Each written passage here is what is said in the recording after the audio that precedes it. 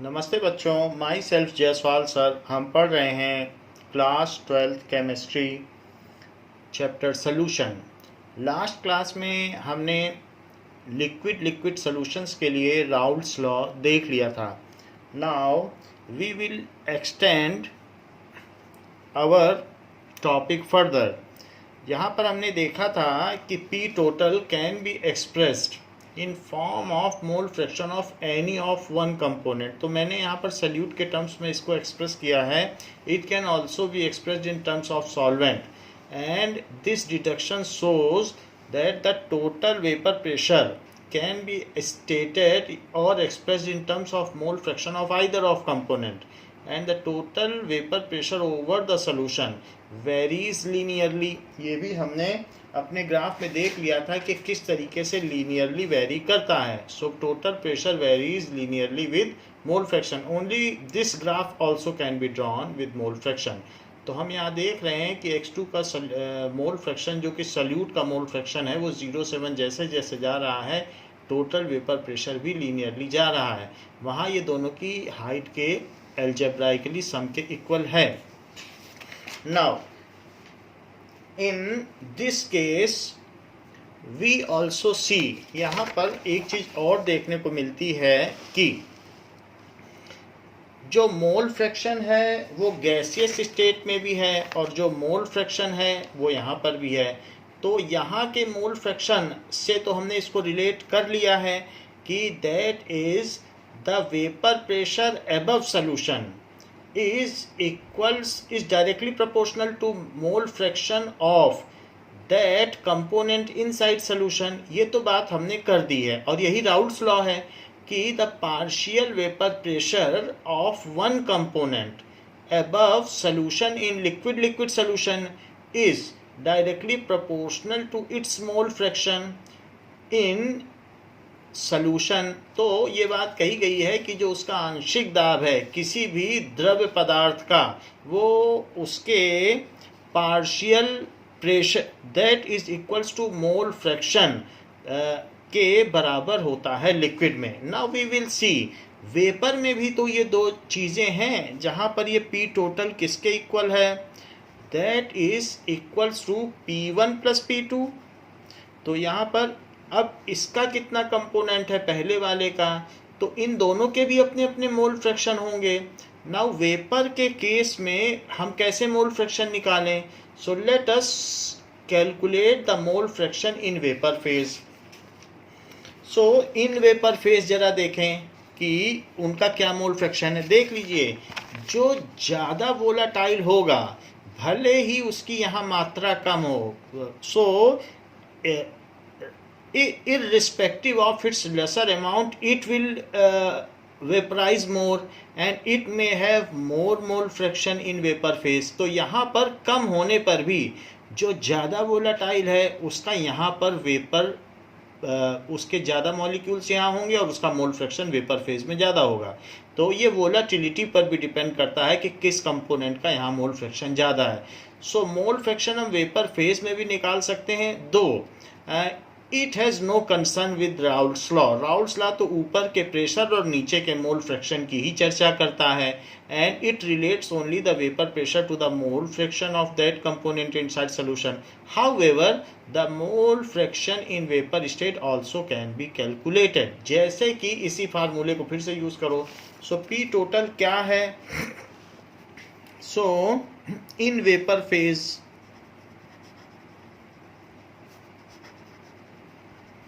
तो vapour phase में P total is equals to P1 plus P2। P total is equals to P1 plus P2। So P total यहाँ पर other conditions तो same है, तो N1 RT by V ये चीज़ हो गई, plus N2 RT by V। ऐसा क्यों लिखा गया है, क्योंकि PV is equals to NRT, that is equation of states in ये गैस लॉ है। तो यहाँ पर हम P की वैल्यू क्या निकाल सकते हैं, nRT/V, तो वही रख दिया है। So this is N1 plus N2 RT/V, जहाँ पर P1 is equals to N1 RT/V, क्योंकि सारे तो एक ही कंटेनर में है तो सबका वॉल्यूम भी सेम है, सब एक ही टेम्परेचर पर है और R की वैल्यू तो सेम होगी, ये यूनिवर्सल गैस कांस्टेंट है। और P2 की वैल्यू N2 RT/V, तो अल्टीमेटली उसी कंटेनर में है, वॉल्यूम भी सेम है, तो सिर्फ नंबर ऑफ मोल्स पे डिपेंड करेगा पार्शियल प्रेशर। जितनी जिसकी हिस्सेदारी उतनी उसकी भागीदारी, जिसके ज़्यादा मोल्स होंगे उतना ही प्रेशर वो एग्जर्ट करेगा। इस बात पे डिपेंड नहीं करेगा कि वो हल्का है या भारी है, उसका मोलर मास ज़्यादा है या कम है। तो ये तो हमने पीटी देख लिया। अब जरा P1/PT की वैल्यू देखिए क्या होगी। तो P1/PT के लिए P1 क्या है, दैट इज N1 RT/V, और PT क्या है बताओ, N1 प्लस N2 RT/V। सो ये RT/V ऊपर और नीचे से कैंसिल हो गया। So P1/PT is equals to the mole fraction of N1 और N2। N1 और N2 ये मोल फ्रैक्शन है in, where N1 and N2 are number of moles in vapour phase. ये लिक्विड फेज में नहीं है, ये उसके ऊपर वोलाटिलिटी पे डिपेंड कर रहा है, क्योंकि हम वेपर फेज में ये सब निकाल रहे हैं। तो इसलिए where N1 and N2, liquid में तो N1 N2 होता तो वो कहाँ प्रेशर डाल पाता, उसे बाहर निकलना पड़ेगा तभी पार्शियल प्रेशर वो डाल पाएगा। तो हम उनके पार्शियल प्रेशर को गैस के मोल फ्रैक्शन से भी रिलेट कर सकते हैं, एक ऐसी भी सुविधा दी गई है। So that can be also related to their mole fraction in gaseous state. जरा उसको भी चेक करें, where N N1 and N2 are number of moles of vapours of component 1 and 2। जो भी कंपोनेंट 1 एंड 2 हैं उनके वेपर के phase में जो भी हैं उस पर है। सो यहाँ पर कहा जा सकता है कि P1/PT is equals to X1, क्योंकि मोल फ्रैक्शन तो X में डिफाइन है। सो P1 क्या हो गया, X1, बट X1 हम कहाँ कहाँ करते थे, लिक्विड के अंदर। So there may be any confusion, so we are not writing here X1, क्योंकि ऐसा इससे जनरली लगता है कि जैसे सोल्यूशन के अंदर के मोल फ्रैक्शन की बात कर रहे हैं। तो यहाँ पर हम उसे X1 ना कह के, चूँकि हम गैस की बात कर रहे हैं तो Y1 कह देंगे, है मोल फ्रैक्शन ही। So P1 is equals to Y1PT। तो जैसे P1 is equals to Y1PT, similarly P2 is equals to Y2PT। क्यों, क्योंकि P2 अगर रखेंगे तो यहाँ N2 आ जाएगा। जैसे मैंने P1/PT किया, आप P2/PT कर लें तो यहाँ N2 आ जाएगा। So this will be Y2PT। तो अगर किसी भी गैस का आपको पार्शियल प्रेशर पता है कि कितना है, तो आप ये भी पता कर सकते हो कि गैस में उसके कितने मोल फ्रैक्शन है। लिक्विड में भी मोल फ्रैक्शन पता कर सकते हो, गैस में भी पता कर सकते हो, दोनों में अलग अलग भी पता कर सकते हो। सो इस क्वेश्चन को बहुत अच्छी तरीके से in general PI is equals to YIPT। तो किसी का भी अगर वेपर फेज में मोल फ्रैक्शन निकालना है तो उसी कंपोनेंट का मोल फ्रैक्शन ले लो। So the partial pressure of any gas is directly proportional to its mole fraction in vapour phase. ये भी बात बहुत अच्छी बता दी गई है। तो यहाँ पर आप देख लें कि पार्शियल प्रेशर इस पर भी डिपेंड करता है। पार्शियल प्रेशर पहले हमने आपको बताया था कि दोनों पे डिपेंड कर गया। अच्छा, राउल्स लॉ में आप बगल में लिख दो तो दोनों को आप एक साथ भी कंपेयर कर सकते हैं कि partial pressure is equals to P1 और X1 और P2 is equals to P2 और X2। यहाँ से ये राउल्स लॉ है, राउल्स लॉ, और ये राउल्स लॉ का डिडक्शन है। इसको राउल्स लॉ नहीं बोलेंगे, राउल्स लॉ तो यही कहा जाएगा कि partial pressure over liquid is it's mole fraction inside liquid. लेकिन यहाँ से ये भी देखा जा सकता है कि partial pressure over liquid is also proportional to mole fraction of that component above liquid. तो दोनों से हमने रिलेट कर दिया। तो इस पीटी अगर कांस्टेंट है तो इससे भी कंपेयर किया जा सकता है। तो यहाँ पर ये है, लेकिन पीटी कांस्टेंट नहीं होगा क्योंकि हमने देखा है कि पी टोटल हमारे ग्राफ के हिसाब से बदलता जा रहा है। सो पीटी इज़ नॉट कांस्टेंट, इसलिए हम इस पर कोई फ्रीली फार्मूला नहीं बना रहे हैं। लेकिन हाँ, मोल फ्रैक्शन के साथ साथ ये बदलेगा, तो पीटी भी बदल रहा है। That's why we are not making any statement over it. PT vary कर रहा है, बढ़ता जा रहा है। हेंस ये सिर्फ फार्मूले के ही तौर पर लिखा है। This is Raoult's law and this is it's deduction, कि इसको इससे रिलेट कर सकते हैं। Now the same thing can be well understood by example 2.5. So let us see, this is very good example to understand Raoult's law. So example 2.5, it says that vapor pressure of chloroform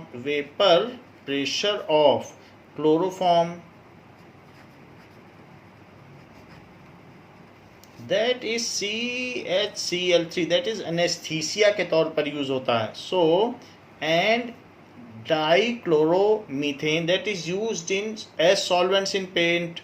So dichloromethane, CH2Cl2 as 298 Kelvin, that is at 298 Kelvin.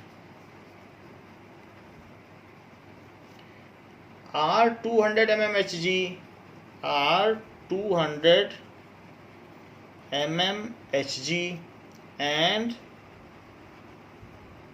415 mmHg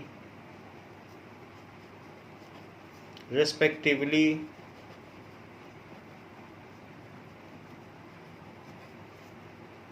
Calculate, दोनों का vapour pressure दिया है pure form में। तो जैसे ये P1 not और P2 not आप समझ सकते हैं कि P1 नॉट है और ये P2 नॉट है, प्योर फॉर्म में दिया है। किसी एक टेम्परेचर पर होगा, वो एक कांस्टेंट टेम्परेचर, दैट इज 298 या 25 डिग्री सेल्सियस पर। सो calculate the vapour pressure of solution prepared,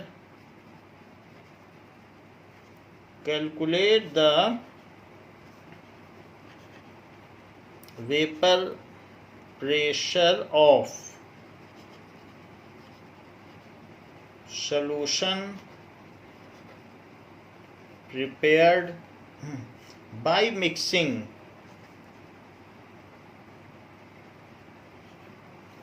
25.5 gram of CHCl3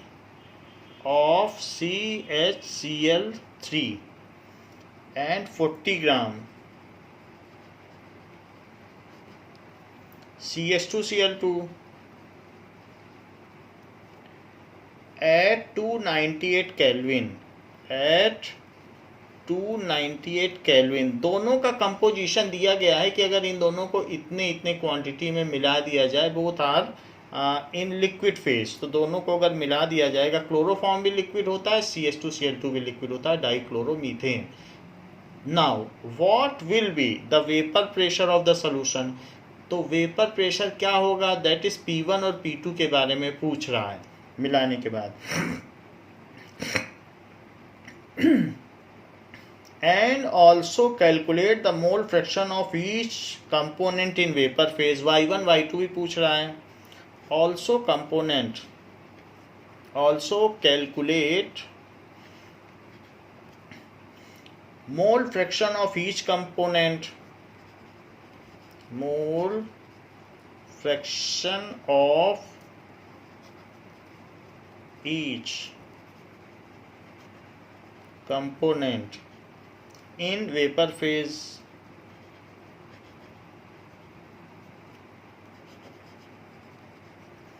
so vapour phase में भी हमें बताना है, दोनों चीज में पूछा गया है। Now we will see that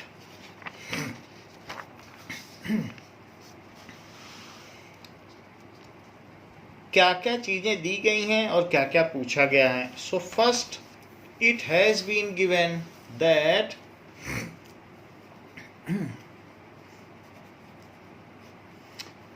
molar mass calculate कर लें। That is molar mass of CHCl3 it is equals to 12 plus 1 plus 35.5 into 3. So it is 13 plus 35.5, तो इसको 3 से मल्टीप्लाई करिए। 3 5 जा 15, 3 5 जा 15, 16 और 3 3 जा 9 and 10. So 106.5. नाउ अब इसको ऐड कर लें तो 6 plus 13 that is equals to 19. So 119.5 gram per mole. ऐसे ही molar mass of CH2Cl2 is equals to 12 plus 2 into 1 plus 35.5 into 2, that is 71. So 14 plus 71 it is equals to 85 gram per मोल। ये चीज़ हो गई। हमसे पूछा गया है कि उनके पार्शियल प्रेशर क्या होंगे। तो लेट अलग अलग दोनों के हमने यहाँ पर मोलर मास निकाल लिए हैं। तो late CHCl3 is first component and CH2Cl3 is second component. Let CHCl3 is first component and CH2Cl2 is second component. तो अब यहाँ पर राउल्ट्स लॉ क्या कहता है कि अगर आपको P1 चाहिए तो P1 नॉट x1 के इक्वल होगा। उनका क्या मोल फ्रैक्शन इन सोल्यूशन है, तो हमको तो P1 चाहिए। P1 क्या है बताओ। प्योर फॉर्म में जो क्लोरोफॉर्म था तो उसका प्रेशर क्या था। It was 200 mmHg। हम mmHg में ही निकाल लेंगे इसका प्रेशर। तो 200 mmHg का कॉलम जितना प्रेशर एक्सर्ट करता है, या 20 सेंटीमीटर Hg का कॉलम, मरकरी का कॉलम जितना प्रेशर एक्सर्ट करता है उतना ये क्लोरोफॉर्म कर रहा है, उतना ही शिफ्ट कर देगा मरकरी को 20 सेंटीमीटर ऊपर। तो ऐसा दिखाया गया है। नाउ इट इज यहाँ पर 200 mmHg, तो 200 कर दें mmHg। और x1 क्या होगा, that is n1 upon n1 plus n2, दोनों के कंपोनेंट लेने होंगे। So it is equals to 200। अब n क्या होता है, n is equals to mass by molar mass, तो वही फार्मूला यहाँ लगा दें।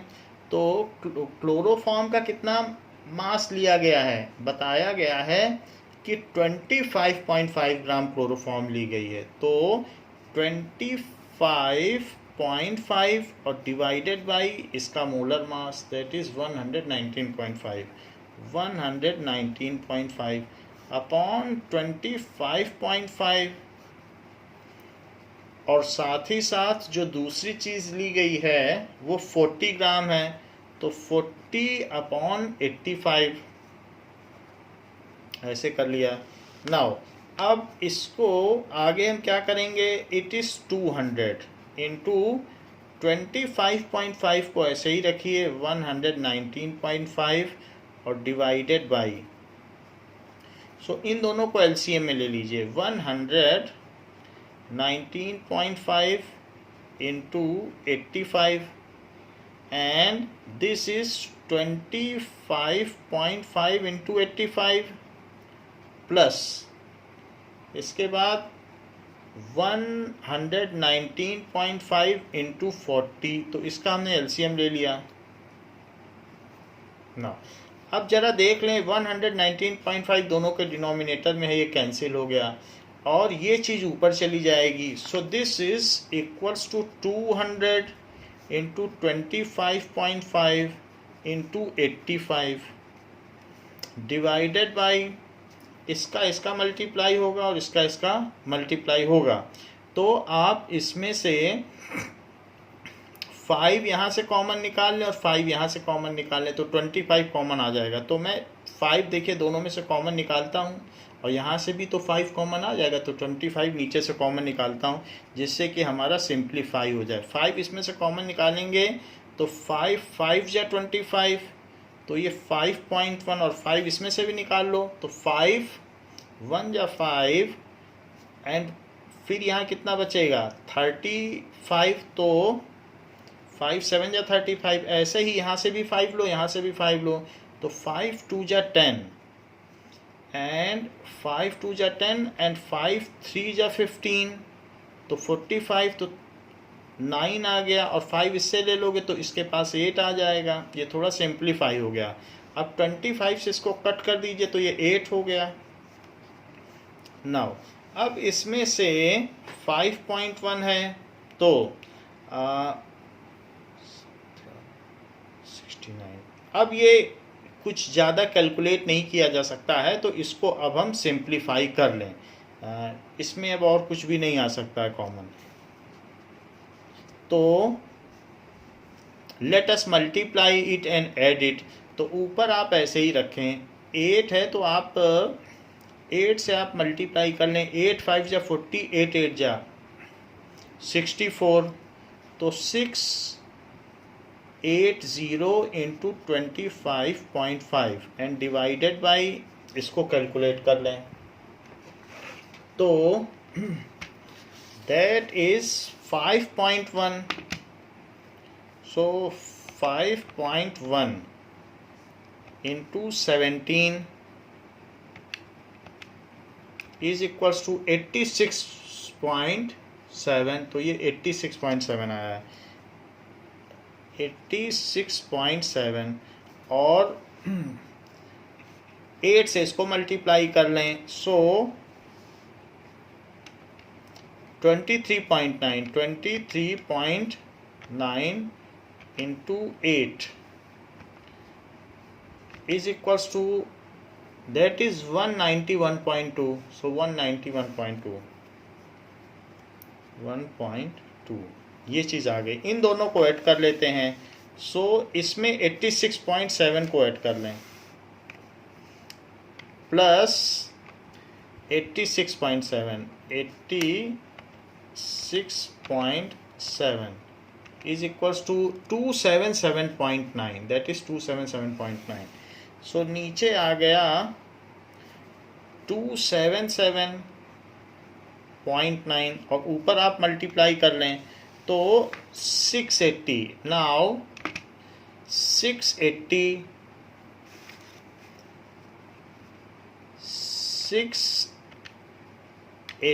Into 25.5 into 25.5 divided by 277.9।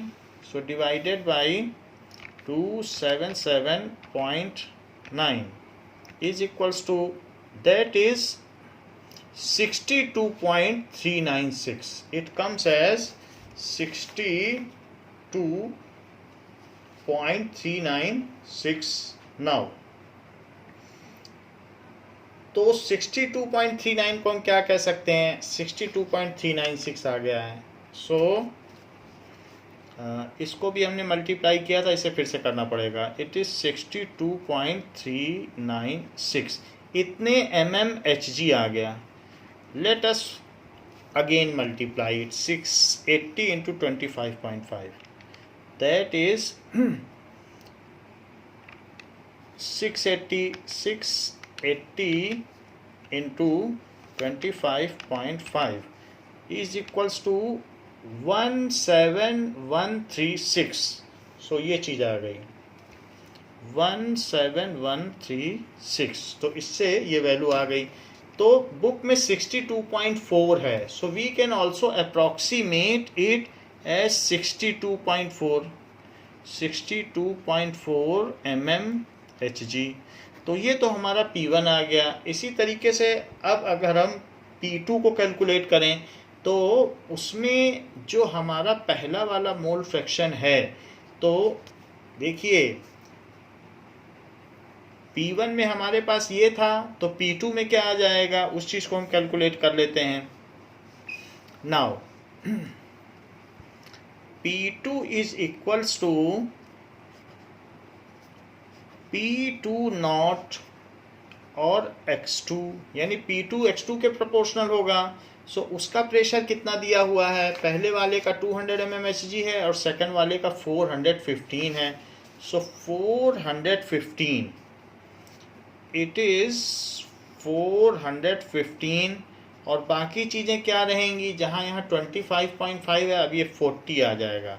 That is 40/85 ऊपर आ गया, और डिवाइडेड बाई 40/85 प्लस 25.5 अपॉन 119.5। तो इसको भी कैलकुलेट कर लिया जाएगा इन द सिमिलर मैनर जैसा किया है अभी, and you will find that it will come as, तो अगर इसी तरीके से हम कैलकुलेट कर लेंगे then it comes as 285.5 mmHg, that is 285.5 mmHg। So जैसे हमने P1 निकाला है, आप P2 कैलकुलेट कर लीजिए, वो यही आ जाएगा। सो हमने पहला वाला कंपोनेंट क्लोरोफॉर्म माना था और दूसरा माना था dichloromethane. So the partial pressure of chloroform and dichloromethanes are respectively this and this. So ये हमें पार्शियल प्रेशर मिल गया। So partial pressure of chloroform is 62.4 mmHg and of CH2Cl2 is 285.5 mmHg। ये हमारा पहला पार्ट कंप्लीट हो गया। So first part we have completed like this, तो इसमें आप डाल दें this is first part. Second part में ये पूछा गया है कि अगर इनका पार्शियल प्रेशर ये है तो इनका मोल फ्रैक्शन क्या होगा, ये चीज़ पूछी गई है। तो फर्स्ट पार्ट का आंसर हम चेक कर लेते हैं, फिर सेकेंड पार्ट की ओर चलते हैं।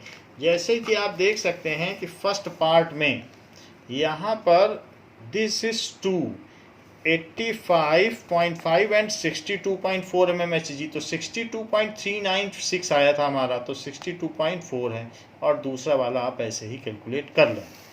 नाउ नेक्स्ट इज, जो हमने आपको वेपर फेज में एक और फार्मूला बताया था कि partial pressure in vapour phase कैसे किस फार्मूले से गाइडेड होता है। So in second of our part, so partial pressure of first component is equals to y1 pt। तो उनका टोटल प्रेशर क्या है, टोटल प्रेशर भी वेरी कर रहा है, तो टोटल प्रेशर क्या क्या है, तो पहले हमें टोटल प्रेशर कैलकुलेट करना होगा। सो pt जो भी मिक्सचर है और जो कंपोजिशन है उसके हिसाब से हम इन दोनों को सिंपली ऐड कर दें तो टोटल प्रेशर निकल आए। एक हमारा P1 आया है, देखिए ये P1 आया है और ये P2 आया है, तो P1 की वैल्यू और P2 की वैल्यू इन दोनों को ऐड करिए, टोटल प्रेशर पाइए। यही तो Dalton's law of partial pressure है कि जो सम ऑफ पार्शियल प्रेशर है it is equal to total pressure. हाँ, यहाँ पर हम एक बात लिखना भूल गए हैं कि बाई राउल्ट्स लॉ, इसके मार्क्स कट सकते हैं, तो राउल्ट्स लॉ, और यही नहीं यहाँ पर भी हम लिखना भूल गए हैं, that is severe mistake. So Raoult's law ये कर दिया। Now P total is equals to P1 plus P2, तो P1 कितना है एंड P टोटल निकाल लें, that is equals to P1 है 62.4 जैसे हमने कैलकुलेट किया था, और सेकेंड वन इज 285.5, तो इन दोनों को ऐड कर लीजिए, तो 0.4 0.5 तो 0.9 हो गया, और 5 + 2 7 हो गया। नाउ 5 में 2 जोड़ दीजिए, 8 में 6 तो 4 हो गया, एंड 2 है तो 14 है तो 347.9 mmHg। अच्छा, यहाँ पर भी आपको लिखना पड़ेगा by using Dalton's law of partial pressure, using, क्योंकि sum of partial pressure is total pressure, using Dalton's law, Dalton के आंशिक दाब के नियमानुसार, Dalton's law of partial pressure, ये हमने निकाल लिया। अब जबकि Pt आ चुका है और P1 हमें मालूम है, तो देर किस बात की, y1 निकाल लिया जाए। P1 62.4 है, so 62.4 is equals to y1 into 347.9। तो हमें तो वेपर फेज में मोल फ्रैक्शन चाहिए, तो जो पीछे निकाला था वो लिक्विड फेज में था, अब ये वेपर फेज में है। तो 62.4 डिवाइडेड बाई, वेपर फेज के लिए इस फार्मूले का यूज करिए नाउ, तो इन दोनों को डिवाइड कर लें, y1 पता चल जाएगा। सो 62.4 divided by 347.9 is equals to, तो 0.179, it comes as 0.179. So y1 is equals to 0.179, but book कहती है कि y1 is approximately equal to 0.18, तो हम लोग बुक की ही बात मानेंगे, तो y1 आ गया। पार्शियल प्रेशर की कोई यूनिट नहीं होती। अब हमें यह भी पता है कि y1 प्लस y2 क्या होता है, 1, क्योंकि sum of mole fraction is unity, sum of mole fractions of all component in any mixture is unity, sum of mole fractions of all components, कोई भी मिक्सचर हो, गैसियस हो, लिक्विड हो, solid हो, सब में यही बात है। Component in any mixture is unity, ये यूनिटी तो लिक्विड में भी लागू है, ये यूनिटी तो गैस में भी लागू, तो गैस में लगा दिया। जब y1 आ गया है तो y2 निकालो। So y2 is equal to 1 minus y1, that is 1 minus 0.18। So 0.18 है तो 0.82, तो y2 भी आ गया। तो इस तरीके से हमने y2 निकाल लिया है और y1 भी निकाल लिया है। सो यही दोनों वैल्यू यहाँ पर y1 और y2 की हैं। So there y1 and y2 mole fractions in gaseous phase, जैसे 0.82 और 0.18 लिखा है, so the same we have calculated here. तो इस तरीके से ये वैल्यू हो गई। Now we will see that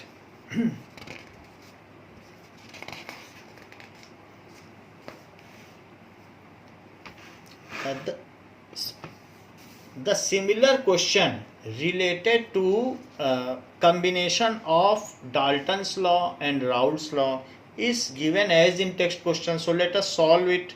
So in text question,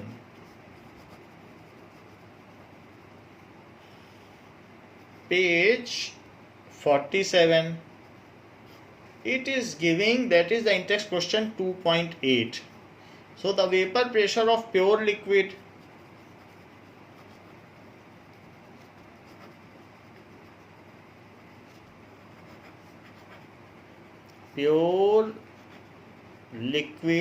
A and B, same जैसे क्लोरोफॉर्म और डाइक्लोरोमीथेन था वैसे A and B है, R 450 and 700 mmHg respectively. So ये भी दिया गया है एट 350 केल्विन, तो ये तो टेम्परेचर कांस्टेंट रहेगा तो ही ठीक है, अदरवाइज टेम्परेचर बढ़ाएंगे तो टोटल प्रेशर भी बढ़ेगा। Now find out the composition, ये उनकी प्योर फॉर्म का प्रेशर है, 350 केल्विन पर। अगर टेम्परेचर बढ़ेगा तो प्योर फॉर्म का प्रेशर भी बढ़ेगा। Find out the composition of liquid mixture. Find out the composition of liquid mixture।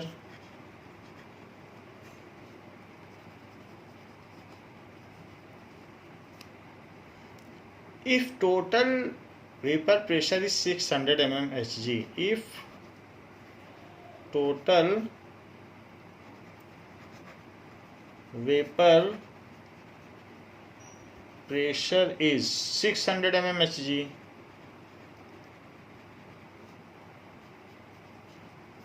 now ये है। Also find the composition of vapour phase, बिल्कुल उसी तरीके का है। Also find composition of the vapour phase, ये चीज कही गई। नाउ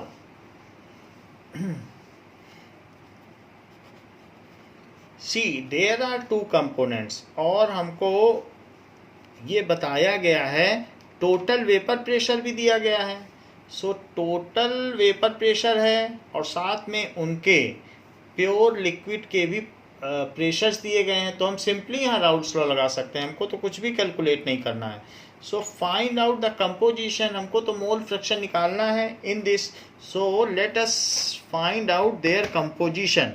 कंपोजिशन का मतलब होता है कि लिक्विड फेस में वो कितना कितना है। So that we will calculate.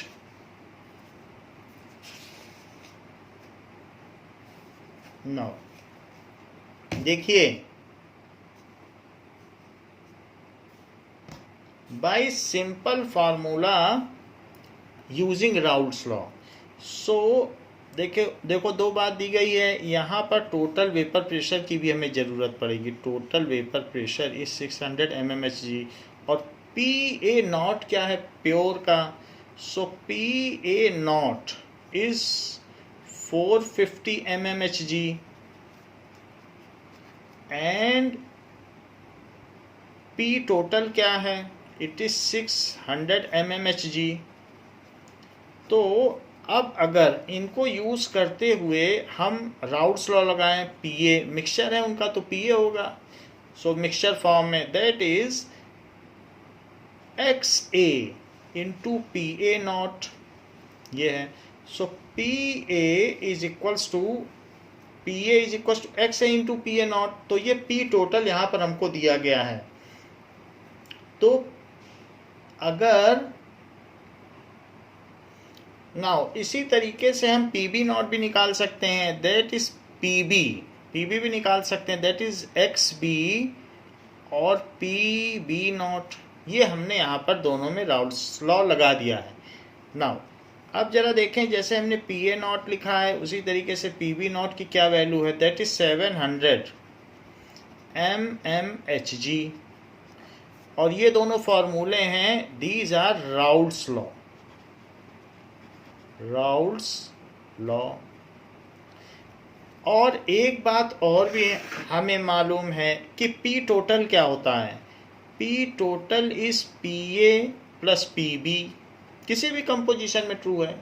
तो कोई भी मोल फ्रैक्शन हो, ये बात हमेशा सत्य है। This is Dalton's law of partial pressure. Dalton's law of partial pressure. So अब हम पीटी टोटल कितना है बताइए, 600। तो 600 is equals to P A और पी बी की वैल्यू डाल दें। पी ए को क्या लिख सकते हैं, पी ए को आप पी ए लिखें, ऐसे ही लिखें, that is X A and P A not. और लेकिन यहाँ एक्स बी न लिखें, एक्स बी की जगह 1 माइनस एक्स ए लिख दें। क्यों, क्योंकि X A plus X B क्या होता है, 1। Mole fraction of various component, sum of mole fraction is unity. तो मैं यहाँ पर पी बी की जगह ये फार्मूला नहीं लिख रहा हूँ, उसमें एक्स बी की जगह 1 माइनस एक्स ए लिख रहा हूँ। सो 1 माइनस एक्स ए और बाकी पी वी नॉट की वैल्यू डाल दें, that is P B not वो डाल देंगे तो पी ए नॉट हो गया। अब सब कुछ पी ए नॉट के टर्म्स में है, तो यहाँ पर अब हमें ज़्यादा कुछ नहीं करना है, एक्स से निकालना है, पी ए और पी वी नॉट की वैल्यू डाल के एक्स से निकालना है। Now see 600 is equals to, तो पहले में एक्स ए है और यहाँ पर माइनस एक्स ए है, तो क्यों ना हम एक्स ए कॉमन ले लें। अगर हम एक्स ए कॉमन लेते हैं तो P A not minus P B nought हो जाएगा, और फिर आप माइनस में पी बी नॉट, ये that is equals to plus P B nought अलग से लिख दीजिए, पी बी नॉट। देखिए हमने इन दोनों में से एक्स ए कॉमन ले लिया तो P A not minus P B nought हो गया, और पी बी नॉट अलग से लिख दिया। अब इसमें आप वैल्यू डाल दें, this implies 600 is equals to X A. अच्छा, P A not minus P B naught कितना आएगा, यहाँ से देखो 450 माइनस 600, 450 माइनस 600 दिया जाएगा, और प्लस पी बी नॉट की वैल्यू 700 है तो यहाँ 700 लिख दें। बिल्कुल ऊपर से हमने वही जो चीज़ है उतार कर रख दी है, जो वैल्यू है। नाउ इसको कैलकुलेट करें, सो 600 इज इक्वल्स टू क्या हो जाएगा, 600 इज इक्वल्स टू एक्स ए, और यहाँ पर 600 में से 450 करेंगे तो माइनस 150 आ जाएगा, और प्लस 700 को इधर ले जाके माइनस करेंगे तो माइनस 100 आ जाएगा, is equals to minus 150 into X A. Minus से माइनस कैंसिल हो जाएगा, और 100 बाई 150 करोगे तो 2/3 आ जाएगा, is equals to X A. So this implies X A is equals to 0.667, तो एक्स ए की वैल्यू आ गई 0.667। इसी तरीके से हम दूसरी वैल्यू निकाल सकते हैं, या 0. इसी को रहने देते हैं 3 डिजिट में, एंड एक्स भी क्या होगा 1 minus x A, so 1 minus 0.667, सो 1 में से अगर हम सब्ट्रैक्ट करेंगे 667 तो यहाँ पर 333 तो 0.333 आ जाएगी, so it will come as 0.333, so 0.333, तो MMHG, क्योंकि चीज़ें MMHG में हैं तो हमने ये निकाल लिया। पहली चीज़ आपसे क्या पूछी गई थी क्वेश्चन में, find out the composition of liquid mixture, कि उसमें कितना कितना किसका मोल फ्रैक्शन है, तो वो चीज़ हमने निकाल ली कि composition is like this. Now यहाँ पर आप देखें तो हम लोगों ने किस तरीके से वैल्यू डाली है, that is P B. So P B की जो वैल्यू है पी बी नॉट की वो 700 है, तो ये 600 रख दी गई है जो गलती से है। So let us correct it, क्योंकि 700 है पी बी, तो यहाँ तो 700 ठीक डाली, यहाँ नहीं डाली है। So let us correct it, it will be 700, तो 700 है तो यहाँ माइनस 250 आ जाएगा। सो इसको हम लोग माइनस 250 कर लें, so this will be minus 250, so this is minus 250। So minus 250 अगर हम करेंगे तो यहाँ पर भी माइनस 250 आ जाएगा, सो माइनस 250 एंड 100 अपॉन 250 क्या होगा, सो 100 अपॉन 250 की वैल्यू क्या होगी 100 अपॉन 250, तो इसको आप 0 से 0 कट कर दीजिए, बाकी 5 से कट कर दीजिए, दैट इज 2/5। 2/5 क्या होता है, तो 0.4। सो ये आंसर हमारा गलत था, तो इसको करेक्ट करते हैं। 0.4 आ गया यहाँ से, इट इज़ 0.4 mmHg, और ये भी गलत है, इसको भी करेक्ट कर लें।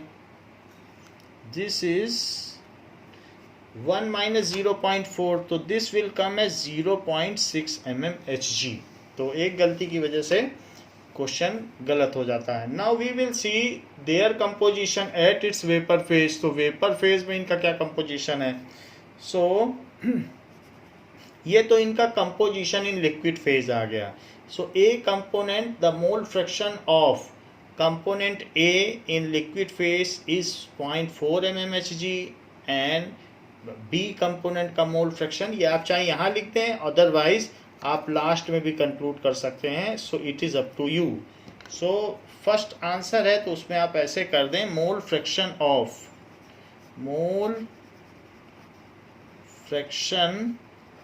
Of A in liquid phase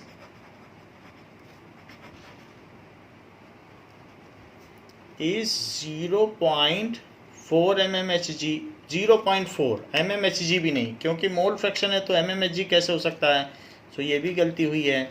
so और मोल फ्रैक्शन की तो कोई यूनिट होती नहीं है. सो इसलिए 0.4 and mole fraction of be in liquid phase is 0.6. तो ये पहले का कंक्लूडिंग स्टेटमेंट हो गया. Let us see their composition in vapour phase. तो उसके लिए कंपोजिशन इन वेपर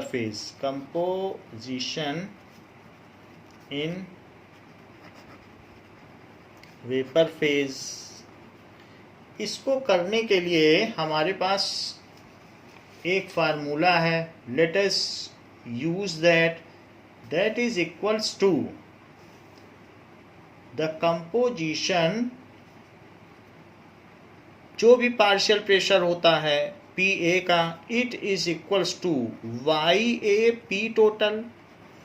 तो ये फार्मूले से हम कंपोजिशन इन वेपर फेज निकाल सकते हैं. तो पार्शियल प्रेशर ए का कितना है और बी का कितना है. सो द वेपर प्रेशर यहाँ पर पी ए और पी बी. नाउ यहाँ पर आप पी ए राउल्स लॉ से निकाल लें, जो हमने पीछे नहीं निकाला है. सो यूजिंग राउल्स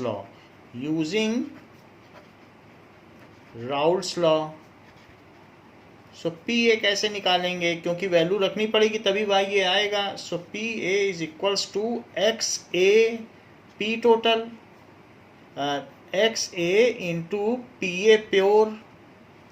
सो ये चीज़ है, दैट इज राउल्स लॉ कि इट्स जो भी वेपर प्रेशर होता है above liquid is equal to mole fraction, और प्योर फॉर्म से प्रोपोर्शनलिटी कांस्टेंट होता है. सो अगर हम ए कंपोनेंट का देखेंगे तो ए कंपोनेंट का कितना प्योर फॉर्म में प्रेशर है. सो ए कंपोनेंट का 450 है. तो यहाँ पर आप डाल दीजिए कि 450 है और यहाँ डाल दीजिए 0.4 है इसका मोल फ्रैक्शन. तो इस तरीके से हमें पी ए की वैल्यू मिल जाएगी and that we will keep here to find out vapour phase में मोल फ्रैक्शन. तो 4 से आप इसका मल्टीप्लाई कर दें. That is equals to P A 0.4 है तो 0.4 का मतलब 180 आ गया पी ए.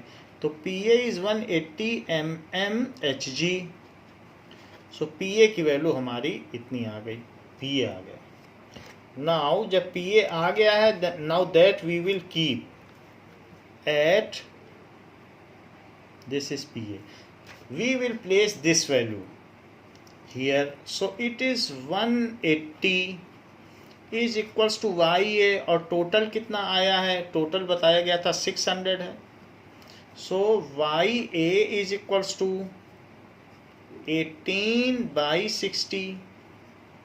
इसको 6 से कैंसिल कर दें. 6 से कैंसिल करेंगे so this is 3 and this is 10. तो 0.3 is equals to Y A. So mole fraction in vapour phase 0.3 है ए कंपोनेंट का, और वाई बी क्या हो जाएगा, it is 1 minus Y A, that is equals to 1 minus 0.3, that is 0.7. तो ये Y B हो गया. So mole fraction in vapor phase of A and B components are respectively mole fraction in vapor phase of A and B components are 0.3 and 0.7 respectively. Now can you assess that which of them is more volatile? पहले वाले का liquid में mole fraction ज़्यादा था, फिर भी उसका vapour में मोल फ्रैक्शन कम पाया गया, और दूसरे का कम होते हुए भी वेपर में 0.7 पाया गया। तो इसका मतलब second one is more volatile. थोड़ा था, थोड़ा का मतलब अगर प्रोपोर्शनली देखा जाए तो 40% लिक्विड में है, लेकिन 30% ये वेपर फेज में है, और जबकि 60% लिक्विड में है और 70% वेपर में है, तो second one is more volatile. तो इस तरीके से हम वोलाटिलिटी इनको कंपेयर करके पता कर सकते हैं। अगर वेपर में ज़्यादा जिसका परसेंटेज आ रहा है, जबकि उसकी भागीदारी सरफेस पर उतनी नहीं थी, इसका मतलब है कि वो ज़्यादा वोलाटाइल है। So this is the way in which we have used a combination of Raoult's law, and यहाँ राउल्ट्स लॉ यूज़ किया, और पीछे के क्वेश्चन में जब हमने यहाँ पर किया था तो डाल्टन्स लॉ को भी इसी में यूज़ किया था। तो डाल्टन्स लॉ से किया, फिर राउल्ट्स लॉ से यूज़ किया, फिर आपके पास एक ये भी फार्मूला है कि किसी भी चीज़ का जो पार्शियल प्रेशर है उसके वेपर प्रेशर से सीधा भी कंपेयर कर सकते हैं। यहाँ पर दोनों ही वेरिएबल हैं, इसलिए इसको किसी स्टेटमेंट से नहीं कहा जा सकता। इस क्लास के लिए बच्चों इतना ही। इसके आगे हम डेविएशंस फ्रॉम राउल्ट्स लॉ देखेंगे कि किस तरीके से डिफरेंट लिक्विड्स राउल्ट लॉ से डेविएट होते हैं, और उनके बेसिस पर हम ये भी देखेंगे कि किसी लिक्विड को आइडियल लिक्विड या नॉन आइडियल लिक्विड कैसे कहा जाए, और किसका पॉजिटिव डेविएशन होता है, किसका निगेटिव डेविएशन होता है। So these all aspects will be seen in our next class. So thank you बच्चों।